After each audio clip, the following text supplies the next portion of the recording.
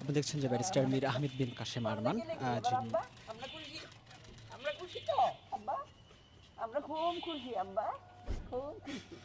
আমার আব্বা আসছে, সৎ লোক আসছে, হ্যাঁ সৎ লোক আসছে, আমি খুব খুশি আব্বা। আসেন ঘরে আসেন, ঘরে আসেন, ভিতরে আসেন। এই পরিচয় আমার আব্বার সাথে তো আমার আগে থেকেই পরিচয়। এমপি তো এখন নাইছে,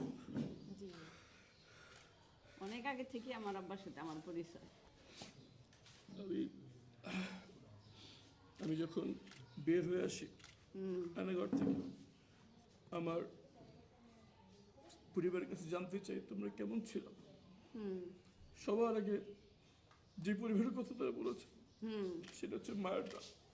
জি জি জি, সে আব্বা আমার এখন সবচেয়ে বড় কথা হইলো আমার সুমনটা বাইর করতে হইব। হ্যাঁ আমার আবদার, আমার আবদার, আমার সুমনটা বাইর করতে হইব আব্বা। এখন পর্যন্ত সুমন ভাইয়ের গুমের সাথে যারা জড়িত হ্যাঁ তাদের কাউকে গ্রেফতার করা হয় নাই। জি একদম সুমন ভাইয়ের পরিবার সুনির্দিষ্টভাবে নাম জানেন। মিসেস সুমন ভাইয়ের হ্যাঁ জি, ওর মা আমার আগে থেকে বাবার সাথে আমার পরিচয়।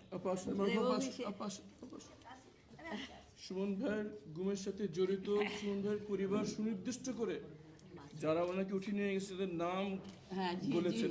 জি জি, এখন পর্যন্ত আব্বা। তাদের কাউকে গ্রেফতার করা হয়নি। না সুমন ভাইয়ের মতো শত শত পরিবার এখনো জানতে পারেনি তাদের সন্তানের সাথে কি জি হয়েছে। জি জি আমি যখন নিখোঁজ ছিলাম জি তখন আমার পরিবারের সাথে আমার অনেক নিকটাত্মীয় যোগাযোগ রাখেনি, কিন্তু এই পরিবারটা যোগাযোগ রাখছে হ্যাঁ এবং এই মায়ের ডাক তাদেরকে আন্দোলন করতে শিখেছে।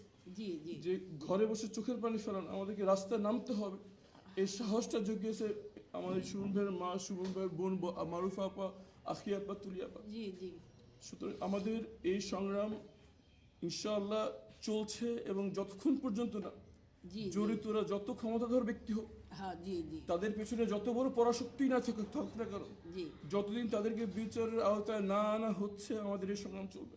জি এবং জি আমাদের জি, এই পরিবারের জি, সাথে আব্বা, জি, আমাদের সম্পর্ক রাজনীতির অনেক ঊর্ধ্বে জি আব্বা এবং আমি আজীবন কৃতজ্ঞ থাকবো আব্বা এই পরিবারের সাথে।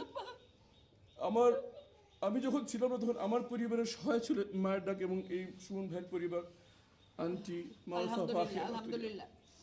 এবং আমি আজকে সবার আগে ওনার দোয়া নিতে এসেছি। আমার গতকালকে আসার ইচ্ছা ছিল কিন্তু আমি শরীর অসুস্থ হয়ে পড়েছি, আরে এত কষ্ট, আমি আসতে পারিনি। এতদিন যাবত কষ্ট, বাপরে বাপ কি অবস্থা, এতদিন এত কষ্ট। আমি তো সব সময় আব্বা, আমি মিরপুর যাই নাই জি। একবারও, তা আমি মনে করছি যে একবারও যদি যাই তো আমার বাবার বাসায় যাব। একবারও যদি আমি মিরপুর যাই তাহলে আমার বাবার বাসায় যাব।